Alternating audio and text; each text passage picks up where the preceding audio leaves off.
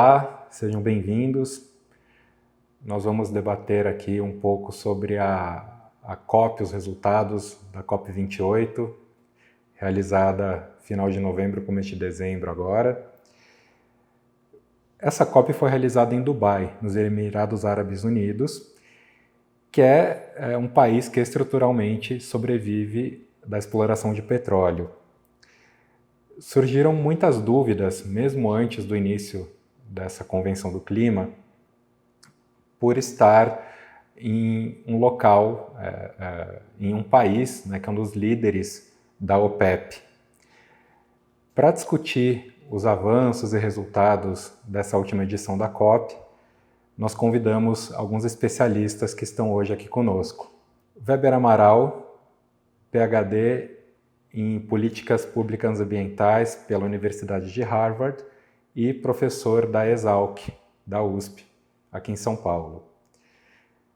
Linda Murasawa, graduada em Ciência da Computação pelo Instituto Tecnológico da Aeronáutica, ITA, e com especialização em Liderança em Sustentabilidade pela Universidade de Cambridge. Hoje ela atua como consultora, com um grande foco no mercado financeiro. E Cláudia Massei, que é graduada em Engenharia Aeronáutica também pelo ITA, possui MBA pela Wharton School e é mestre em Estudos Internacionais pelo Lauder Institute, da Universidade da Pensilvânia. A Cláudia atualmente atua como Head de Executive Office and Transformation na Siemens. E Paulo Miranda, nosso Chief Strategy Officer e cofundador da DIP, também está aqui conosco. Ele é mestre em Administração pela Universidade de Syracuse, Nova York.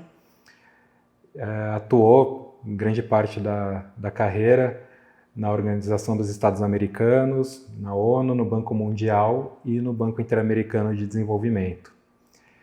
Tem atuado como executivo, consultor e conselheiro em empresas de tecnologia.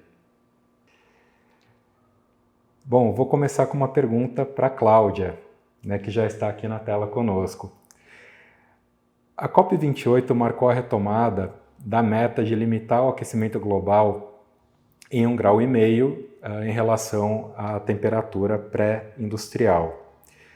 Isso vai exigir esforços, né, de diversos setores e, claro, grandes investimentos.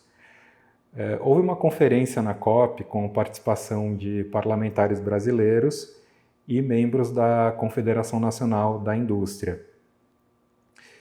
Cláudia, que desafios, né, que você vê para que a gente tenha uma efetiva descarbonização da indústria e quais são os caminhos, né, que existem, não só pensando em capital, né, em valores necessários, mas também em novas tecnologias?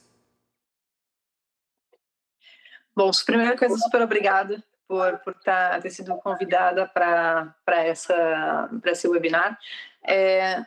Do meu ponto de vista, eu acho que, primeiro comentando rapidinho sobre essa sessão justamente dos parlamentares do Congresso com os representantes da CNI na COP, acho que uma ponderação muito importante que foi feita é justamente desmistificar essa ideia de que recursos econômicos e meio ambiente meio que se rivalizam, que a gente tem que escolher entre a economia ou o meio ambiente, e na verdade isso foi desmistificado com justamente a ponderação de que os dois devem andar juntos, porque se a gente não fizer algo pelo meio ambiente agora, os impactos e as consequências de não ter uma ação imediata vão afetar a economia no futuro e vão trazer justamente digamos, consequências muito negativas também economicamente.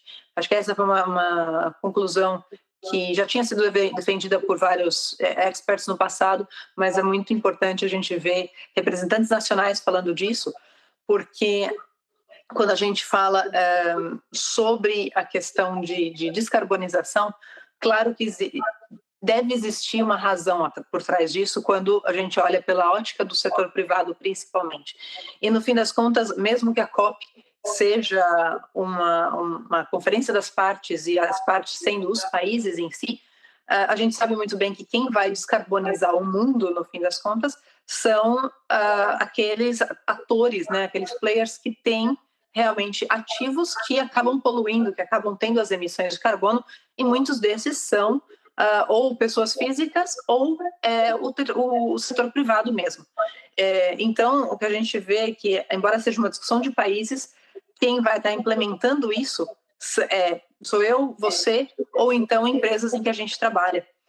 E essas empresas do setor privado, principalmente, têm que ter uma conta fechando, falando do ponto de vista financeiro, ou elas têm que ter uma regulamentação rígida que as força a investir em tecnologias para a descarbonização que tem que ser vistas como o custo de fazer o negócio que elas estão fazendo.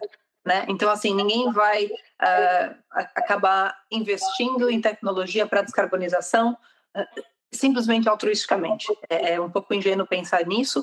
Então, ou vai ser uma questão de ter um respeito a uma regulamentação que está sendo imposta, ou vai ser uma questão de você ter benefícios financeiros, porque a tecnologia aumenta a eficiência das suas operações e aí a performance e tudo mais. Mas esses dois pontos têm que estar lá. E quando a gente fala dos parlamentares e da CNI, você percebe que os parlamentares eles podem justamente influenciar o primeiro aspecto que eu mencionei, que é a parte de regulamentação. Então, você tem tanto o lado, por exemplo, de você influenciar como que você vai... Por exemplo, a gente sabe que tem toda uma discussão hoje em dia no Brasil sobre a regulamentação do mercado de carbono, sobre a regulamentação do hidrogênio verde. Você pode ter aspectos de aspectos regulatórios com relação a esses pontos, ou você pode ter também parlamentares decidindo incentivos fiscais, ou você pode ter até também, de certa forma, algum tipo de influência na política monetária, e são essas alavancas que o governo pode usar para justamente levar o setor privado a adotar medidas que vão ajudar a descarbonização.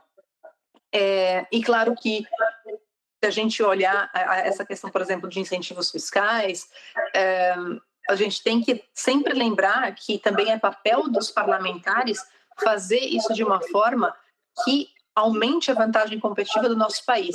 Então, não é simplesmente uma questão de você fazer uma política de incentivos fiscais que é unicamente para favorecer a questão da descarbonização da indústria nacional, para ajudar o meio ambiente, mas está nas mãos deles também fazer esse tipo de política para ajudar o Brasil a justamente ter, às vezes, um papel muito, muito além das nossas fronteiras nacionais e pensar como que eles podem ter as políticas fiscais e outros tipos de marcos regulatórios que também ajudem a indústria nacional a performar um papel em âmbito global. Como é que a gente pode ajudar as empresas brasileiras a exportar as soluções que elas venham a desenvolver para outros países e como que o governo pode ajudar essas empresas a ter vantagem competitiva frente a outras empresas estrangeiras, porque aí a gente está falando de um jogo global.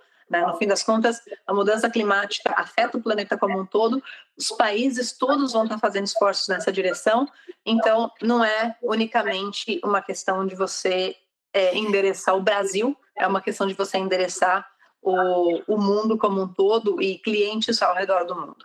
Então esse é o lado que eu vejo com relação a essa reunião que houve. Quando a gente fala de tecnologia, o primeiro deles é que principais emissores de carbono hoje em dia são edifícios, são a indústria em si e a geração de energia quando você pensa em questão, por exemplo, de termoelétricas e tudo mais. E nesse caso, a gente tem muitos tipos de tecnologia que ajudam, né? Quando a gente fala em edifícios, a gente tem tecnologias que aumentam a eficiência energética, tanto de sistemas de refrigeração, como ar-condicionado, por exemplo, como também de sistemas de aquecimento, como bombas de calor. E essas tecnologias, se forem implementadas de uma maneira bastante consistente, elas podem diminuir o consumo energético de edifícios por volta de 30%. Quando a gente fala de indústria, a gente tem motores por toda parte na indústria e existe também muita tecnologia ao redor de motores para aumentar a eficiência energética de motores, com inversores sendo aplicados, com softwares de inteligência artificial e esse tipo de tecnologia, que pode chegar, se aplicados de novo de forma consistente e de forma combinada, pode chegar, em certos casos, a uma economia energética de 60%. E, finalmente, na questão de produção energética, né, de geração de energia, a gente vê todo um movimento de descarbonização querendo sair, né, dos combustíveis fósseis, que, infelizmente, na COP não chegamos ao marco que talvez fosse o desejado, de realmente tentar acabar com o combustível fóssil completamente, mas que também talvez não fosse realista, mas de qualquer maneira, a ideia de você diminuir o uso de combustíveis fósseis na geração de energia tem a ver com você usar um mix de diversas fontes de energia. Então, tem as fontes renováveis, como solar e eólica. Hoje em dia fala-se muito em hidrogênio verde e também, obviamente, tem muito uma questão de como que a gente pode reduzir o consumo energético, justamente para a gente não ter que fazer uma substituição de combustíveis de 100%, talvez a gente possa fazer uma substituição de menos, se a gente conseguir também reduzir esse consumo, aplicando, por exemplo, as tecnologias que eu mencionei para edifícios e para motores anteriormente. Muito obrigada novamente e a bola está com vocês de novo. Obrigada. Muito obrigado, Cláudia. Weber, e pensando agora na produção de alimentos, o que você destacaria de desdobramento dessa COP, pensando na produção sustentável de alimentos, né, no mundo como um todo? Obrigado, Igor, Dip, prazer estar com vocês, com a Linda, com a Cláudia. Nos últimos dias, talvez um desdobramento muito importante, além da última declaração da COP, onde há menção muito clara sobre o papel dos combustíveis fósseis, independente de você ter metas, né? Uhum. Uma das resoluções interessantes, apesar de elas não serem mandatórias, né, ou a gente chama, elas não têm uma obrigação legal, foi sobre a importância dos sistemas de produção de alimentos de forma mais sustentável e que converse com o clima. Normalmente, as emissões associadas com a agricultura trazem um peso negativo pelo uso de energia fóssil e pelo uso de fertilizantes. Os exemplos que o Brasil já está trazendo para uma transição para uma agricultura cuja redução das emissões e do uso de fertilizantes já está acontecendo no campo, esse reconhecimento sobre a importância de trabalharmos não apenas a produção de alimentos, mas a paisagem, né, aonde esse alimento está sendo produzido e como essa paisagem está sendo monitorada, está sendo acompanhada em sistemas que nós chamamos de agricultura regenerativa, é um avanço muito grande, porque até então o tema da produção sustentável de alimentos estava do outro lado, ou seja, do lado negativo das emissões. Agora, a agricultura, especialmente a produção de alimentos, passa para o outro lado, com uma responsabilidade muito grande de como nós regeneramos os sistemas de produção de alimentos, conferindo maior resiliência, inclusive do ponto de vista de respostas às mudanças climáticas, com soluções tecnológicas, com inovações que vão regenerar esses sistemas de produção. E esse foi um compromisso não apenas dos países, mas também endossado por toda a cadeia de produção de alimentos. Então, isso traz essa necessária ponte entre o que os governos estão pensando e com esses atores qualificados da oferta de produção de alimentos. E o Brasil já tem, e eu tenho certeza disso, que o Brasil já tem exemplos muito positivos para mostrar que nós já estamos a caminho desta transição em sistemas de produção de alimentos regenerativos e com redução da pegada das emissões, especialmente pela redução do uso de fertilizantes fósseis. Então, acho que foi um desdobramento muito positivo que acontece pela primeira vez de você ter um documento oficial da COP, no último dia praticamente, sobre a importância e o papel da produção de alimentos em paisagens que vão ser muito mais sustentáveis, resilientes e de forma regenerativa. Muito obrigado, Weber. Ray Dalio, da Bridgewater Associates, que é um fundo de investimento, afirmou em uma conferência que estima-se que o mundo precise de 5 trilhões a 10 trilhões de dólares por ano e o PIB global é de 100 trilhões de dólares anual. Então é caro. Aqui ele se referia ao investimento necessário para limitar o aquecimento global em 1,5 graus. Essa afirmação não é uma novidade, né? Esse fato não é novo, mas tem muita gente que ainda se choca. Cláudia, na sua opinião, como que o setor privado enxerga essa necessidade de investimento nos desafios, nas ações de adaptação e mitigação das mudanças climáticas? Legal. Bom, isso aí, Igor, é um pouco como eu disse antes, né? Assim, tem dois drivers, né? Duas alavancas que vão levar as pessoas a investirem em tecnologias para reduzir, tanto para a parte de adaptação como para a parte de mitigação. Uma delas é se você tiver uma regulamentação já aprovada, e a outra é se fizer sentido financeiro. Quando a gente fala de sentido financeiro, pode ser tanto o lado, né, de finanças públicas, como eu falei, na parte de você ter incentivos fiscais ou algum outro tipo de subsídios, por exemplo, ou então a gente vai estar falando de investimentos que vão trazer retornos já lucrativos, simplesmente porque você está usando esse tipo de tecnologia, e pode ser eficiência energética e coisa e tal.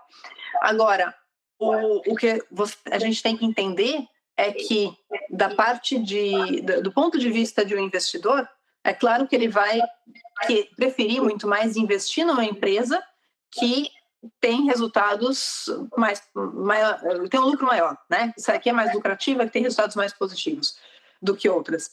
E justamente quando a gente olha, a gente tem as ações de adaptação e de mitigação. Hoje em dia tem muito mais foco os investimentos para mitigar problemas futuros do que para adaptar a realidade presente. E o que acontece muitas vezes é que, em primeiro lugar, investir para mitigação você está sempre investindo numa promessa, né? Você tem a promessa de que se a gente fizer esse tipo de implementação dessa tecnologia, no futuro a gente vai ter tanto de economia, tanto de eficiência na produção, etc. e tal.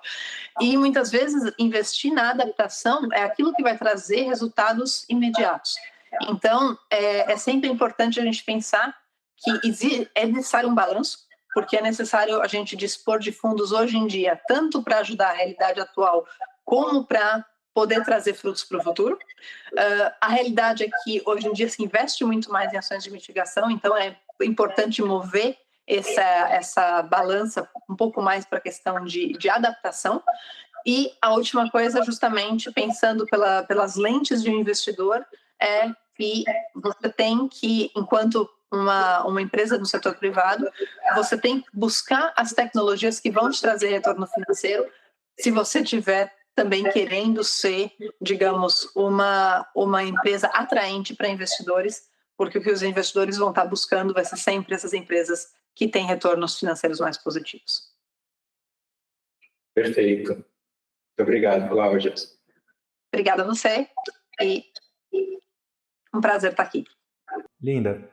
O setor financeiro vem sendo pressionado não só pensando no volume financeiro destinado a questões climáticas, mas também em como apoiar as metas dos países de um modo transformacional. Se a gente pensa que a África, por exemplo, é uma das regiões mais afetadas pelas mudanças climáticas e que, portanto, vai demandar mais recursos financeiros, tem que se imaginar quais arcabouços, né, de instrumentos financeiros é possível se criar para buscar um maior equilíbrio, né, da chamada justiça climática. Aí, nesse sentido, o nascimento do Fundo de Perdas e Danos seria algo positivo. E, na sua visão, o que se apresentou de direcionamento, né, de novos mecanismos financeiros para financiamento climático nessa COP e o que isso representa de avanços? Né? Quais são os impactos para o setor financeiro? Obrigada, Igor, pela pergunta. E, em primeiro lugar, agradecer, né, o convite aí da DIP de participar juntamente com o Weber e a Cláudia, né, desse bate-papo aqui sobre pós-COP 28. E a sua pergunta é bem interessante pelo seguinte aspecto, né? O setor financeiro, ele é um grande indutor de mudanças, né? A questão de direcionamento de capital é o grande indutor de que tipo de desenvolvimento está se buscando. A COP28 havia muitas expectativas, primeiro em relação a volumes financeiros. Os volumes financeiros, por exemplo, em relação ao fluxo de financiamentos de adaptação, foi discutido através de relatórios que foram trazidos pela própria ONU, de que o fluxo hoje ele é relativamente insuficiente. E nós estamos falando de um número muito baixo. Eles preveem que deveria ser aumentado em 10 a 18 vezes o volume que transita hoje no mundo para essa questão da adaptação. Mas o ponto aqui, quando a gente pensa nos modelos, né, financeiros, os modelos financeiros eles estão sempre buscando dentro da questão de retornos, principalmente quando a gente olha aí investimentos versus o retorno aos seus acionistas no setor privado, né? E logicamente nos países também, né? Você quer trazer o desenvolvimento com prosperidade para o país. O que aconteceu é que, nesta COP, nós tivemos algumas novidades. Bem, começando pelo Fundo de Perdas e Danos, a proposta do Fundo de Perdas e Danos foi feita o ano passado, né, na COP que foi realizada no Egito. E este ano já teve uma adesão, né, de 4 países para começar a trabalhar com esse fundo, colocando algum recurso e direcionando esses recursos para países como a África. Por que a África? Conforme você comentou, a África é um país extremamente impactado em termos de consequências das mudanças climáticas. Só que, como continente, é um dos países que menos contribui com as emissões dos gases de efeito estufa.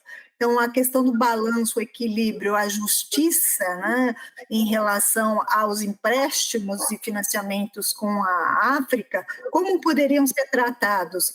E, nesse aspecto, o que a gente percebeu é que os bancos, né, multilaterais de desenvolvimento, eles entraram com cláusulas, né, de dívidas de resiliência de ações climáticas.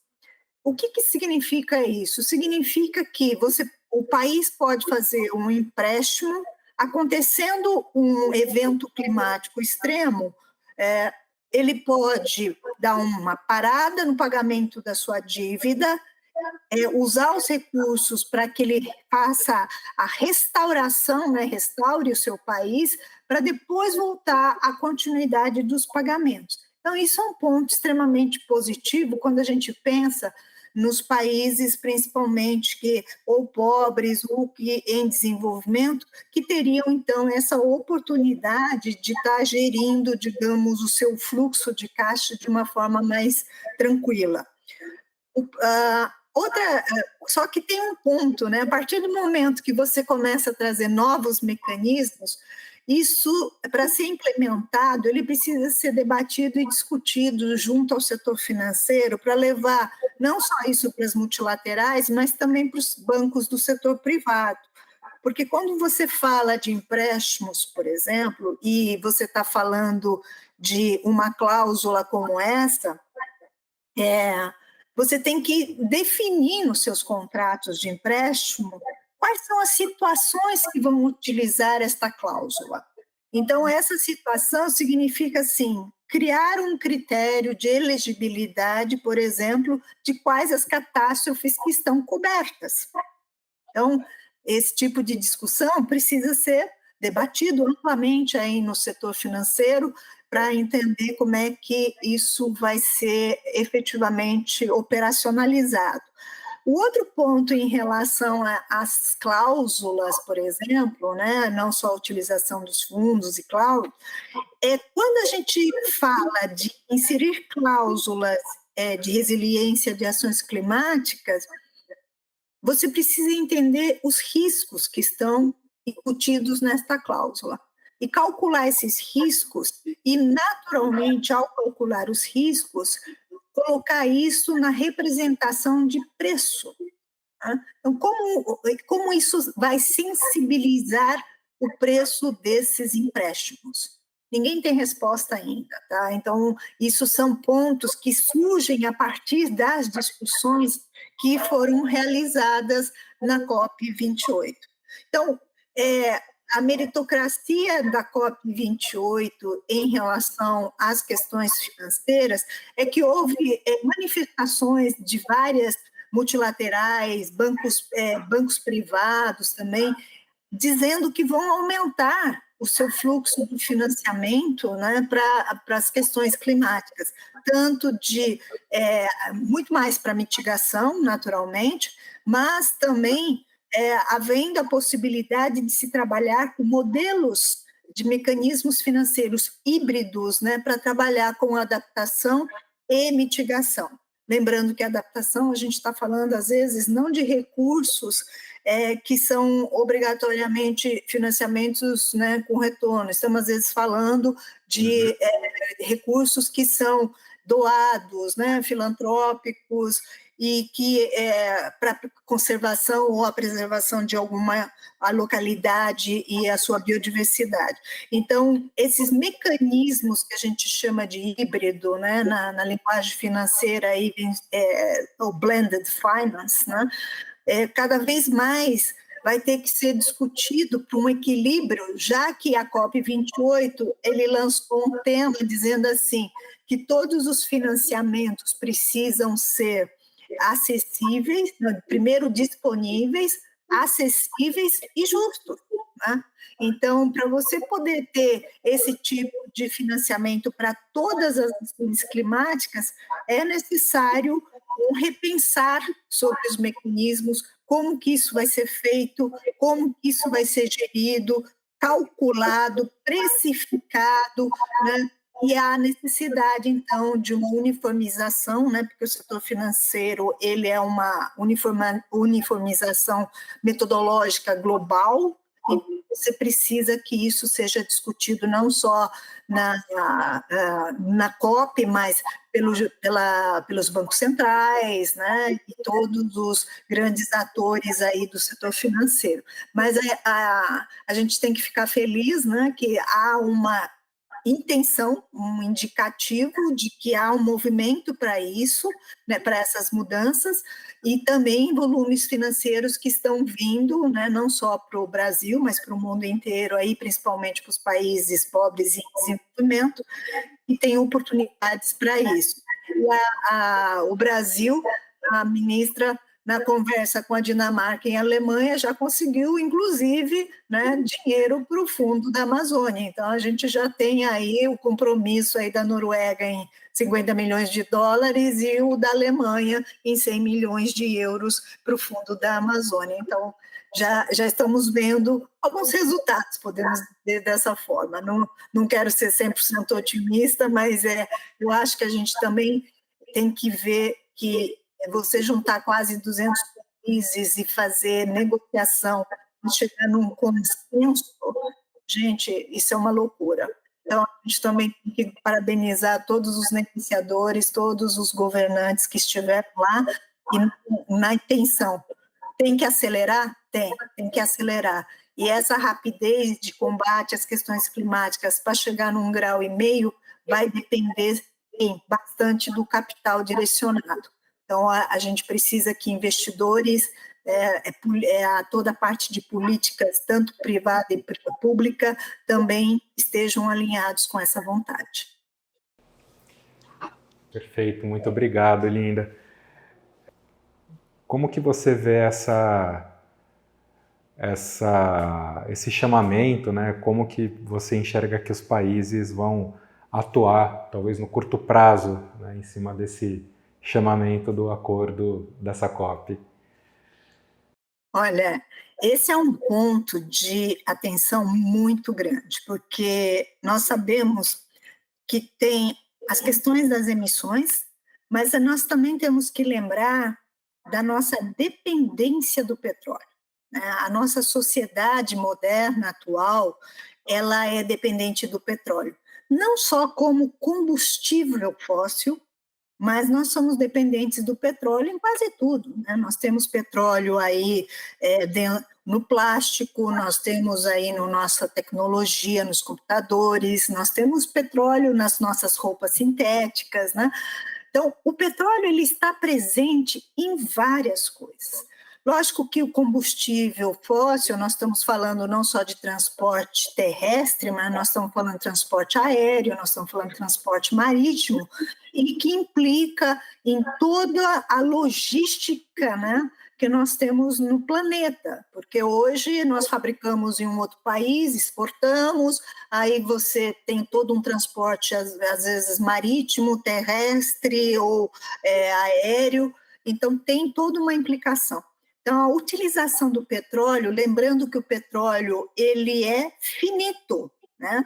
Ele tem uma perspectiva de ter aí, segundo a British Petroleum, ter reservas até 2067. Nós estamos em 2023, então, como que vamos pensar na nossa sociedade hoje? A nossa sociedade hoje, nessa dependência do petróleo, se o petróleo acabasse ou a gente parasse voluntariamente de utilizar o petróleo da noite para o dia, nossa sociedade não seria como ela é hoje. A gente pararia muita coisa, né? Então, o que esse conjunto de países, sociedade, consumidores, investidores como um todo, precisam pensar qual é a sociedade que nós queremos ter para o futuro. E quando nós estamos falando isso, nós estamos falando da sustentabilidade. Lembrando que o conceito da sustentabilidade é atender às necessidades das gerações presentes sem afetar as necessidades das gerações futuras. Então, que futuro que nós queremos deixar para os nossos filhos e netos, né? Porque você pode alegar que não, eu vou pensar no curto prazo, enquanto tem petróleo eu estou bem, estou vivo, e daqui a um tempo eu não vou estar por aqui mesmo, então não será meu problema, né?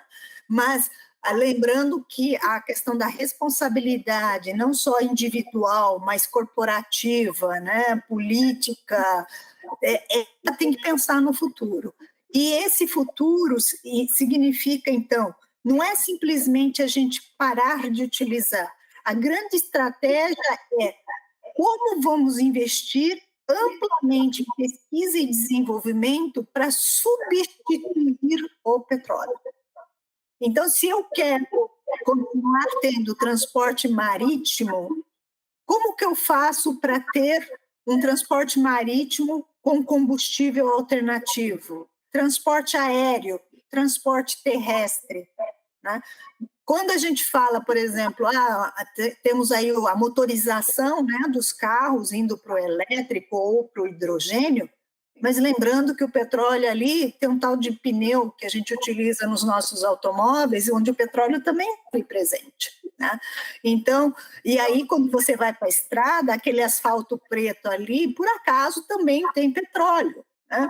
Então, como que o petróleo ele é tão inerente a várias coisas que nós temos hoje que a gente precisa investir amplamente. Precisamos trazer recursos, não só olhando a questão da ação da mitigação, da adaptação, mas a famosa sociedade de transição. Para a gente fazer a transição de um mundo de altas emissões para um mundo de baixas emissões, nós precisamos mudar tecnologias, mudar a forma como nós fazemos. Nós podemos ter as mesmas coisas, como os transportes, mas de formas diferentes. Mas para isso precisamos investir em educação. Essa nova geração precisa estar consciente do que significa esse impacto e eles também estarem, né, já desde a educação inicial, pensando em como fazer toda essa transição, essa transformação. Precisamos investir nos pesquisadores que já estão trabalhando nas alternativas e investir mais capital, né, apostar mais nessas pesquisas para que a gente possa rapidamente conseguir conciliar todo o desenvolvimento que nós queremos fazer e ter, não só para a nossa sociedade atual, mas para a sociedade futura. Então, é uma necessidade de repensar a sociedade e buscar modelos colaborativos, né, de diversas formas, não só com investidores, mas para as próprias empresas de petróleo. Como que se elas querem perenizar o seu negócio, né, aquela marca, para ser perenizada, ela vai ter que começar a fazer transformações no meio do caminho. Não no curto prazo, com certeza, que é super complexo, mas no médio e longo prazo precisa ter essa estratégia. Então, precisa pensar nisso, precisa transformar tudo isso. É uma missão fácil? Não, não é. Eu acho que o grande desafio da humanidade, né, que nós estamos passando hoje é um desafio em que a gente precisa pensar na sobrevivência da humanidade com base técnica, científica e saber utilizar tanto qualquer recurso financeiro, recurso dos minérios, recursos, né, da natureza, de uma forma eficiente, inteligente e que realmente a gente consiga dar continuidade ao que a gente chama de vida nesse planeta da sociedade que nós temos hoje. Tá? É isso. Para nós encerrarmos a nossa conversa, e considerando que foi anunciado já que a COP30 será aqui no Brasil, mais precisamente em Belém, eu chamo o Paulo para comentar conosco aqui, dados os resultados da COP28, que perspectivas que a gente tem, no que nós precisamos trabalhar nos preparativos para essa COP que ocorrerá daqui a 2 anos no Brasil. Bom, obrigado, Igor. Acho que a gente tem muitas coisas e muitos desafios pela frente em relação ao que nós podemos e devemos fazer até a realização da COP 2030 aqui no Brasil, em Belém. O senso de urgência hoje, cada vez maior nessa questão das mudanças climáticas, impõe sobre todos os atores desse processo político, da conferência, maior nível de responsabilidade. Então, acho que o primeiro e maior importante tarefa nesse processo é assumir ainda mais um papel de maior senso de urgência e de maior responsabilidade sobre as decisões que precisarão ser tomadas. Olhando do lado das empresas, como nós, que estamos tão atentos a esses avanços, progressos, e às vezes dificuldades de produzir esses avanços, eu acho que o mais importante é nós estarmos atuando em linha com o mercado, com que as empresas todas estão fazendo a sua dose de contribuição, a sua cota de compromissos para lidar com as questões dos impactos climáticos e das questões da sustentabilidade. Nós, como empresa brasileira, nós, como brasileiros, e tendo o Brasil agora a responsabilidade de chegar em 2030 com soluções muito mais realizáveis e compromissos muito mais consolidados, nós temos que continuar exercendo um papel muito importante na construção dessas soluções, desse diálogo, tanto como empresa, como sociedade e principalmente como governo. A relação das empresas hoje com governos e com os atores do mercado, os reguladores, para essa questão climática, ela é umbilical hoje, ela passa por todo um nível de responsabilização muito grande. Então, acho que a gente tem que estar atuando em linha com as decisões que o governo brasileiro poderá levar adiante, as propostas que a sociedade civil poderá continuar trazendo, acompanhar os efeitos das decisões ou dos princípios que foram acordados na COP agora em 2023 é muito importante. Nós precisamos poder também contribuir com as mudanças que já estão sendo feitas no mercado, né? As regulamentações que hoje vigoram, não só aqui no Brasil, mas vigoram também nos outros mercados, é um elemento importante dentro de todo esse arcabouço tão grande que é a questão climática. Então, nós, como empresas, temos que contribuir para isso também. Nós temos que estar muito próximo às decisões, entender as implicações das decisões e também propor coisas. Eu acho que um papel das empresas, e eu vejo isso na nossa empresa, é também poder propor algumas coisas, acompanhar o processo regulatório de perto, poder propor ideias sobre as implicações desse processo regulatório. Como sociedade em geral, eu acho que nós temos que trazer mais, elevar talvez o grau de conscientização sobre a responsabilidade que terá o Brasil e nós como brasileiros e a sociedade em hospedar essa conferência aqui em 2030, ainda mais num cenário que vai ser tão propício, tão indicativo dos impactos das questões climáticas, que será a região amazônica, lá em Belém. Então, acho que a gente tem que se engajar efetivamente em relação a isso,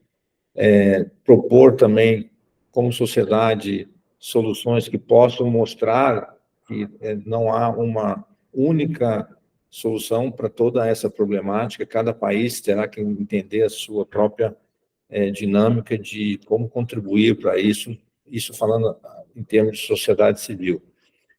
Olhando o processo como um processo político, eu acho que nós temos que estar preparados para lidar com isso de forma que os governos possam realmente trazer compromissos mais práticos, mais reais para as soluções. A construção desse processo, ele passa por um exercício de compromisso muito grande, e também num grau de compromisso que às vezes você nem sempre pode imaginar que pode levar adiante hoje, mas você precisa trabalhar isso, cada país dentro das suas circunstâncias, né, dentro dos seus contextos políticos, mas nós precisamos trazer isso para a mesa de uma forma muito mais contundente, muito mais clara de que é possível, certo? É possível fazer essas mudanças.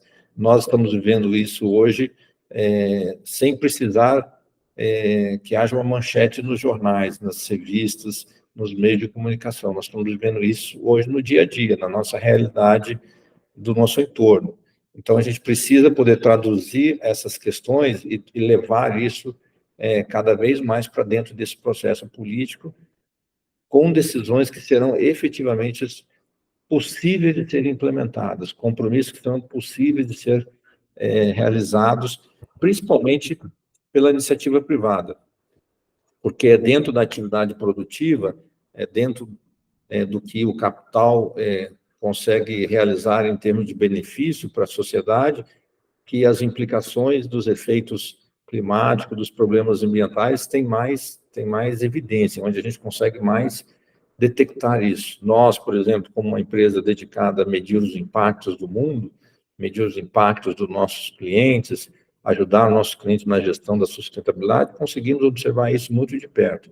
Se a gente conseguir extrapolar isso para centenas, milhares ou milhões de milhares de empresas no mundo, e agirmos da mesma forma, talvez a gente consiga fazer essa contribuição. No mais, eu acho que agora o Brasil tem uma oportunidade, como nunca, mais uma oportunidade, como nunca, de ter um papel muito atuante, muito forte. Eu acho que nós temos que ajudar o Brasil, ajudar as autoridades brasileiras a conduzir esse processo, todos nós, sociedade civil organizada, os empreendedores, as empresas, os donos do capital no Brasil, e contribuir efetivamente para que isso aconteça. Eu gosto muito, já falei isso publicamente, por exemplo, do papel que os CEBEDs têm no Brasil. Eu acho que organizações como o CEBEDs têm uma responsabilidade e um chamamento próprio para contribuir com que essas questões sejam tratadas de forma muito efetiva, muito prática, né, e com muita clareza de realidade, inclusive. Então, eu acho que a gente precisa articular todos esses atores para que a gente possa dar uma dose efetiva até lá e chegar na COP 2030 como uma situação de muita esperança, de muita possibilidade de prosperidade em coisas muito concretas que poderão ser realizadas, compromissos que serão possíveis de serem colocados em marcha para que a gente possa realmente construir um mundo melhor. Obrigado. Muito obrigado por estar aqui conosco hoje. Linda, Weber, Cláudia, Paulo, e obrigado a você que nos assistiu aqui, trazendo opiniões e discussões dos resultados da COP28 e um pouco das perspectivas futuras. Até uma próxima.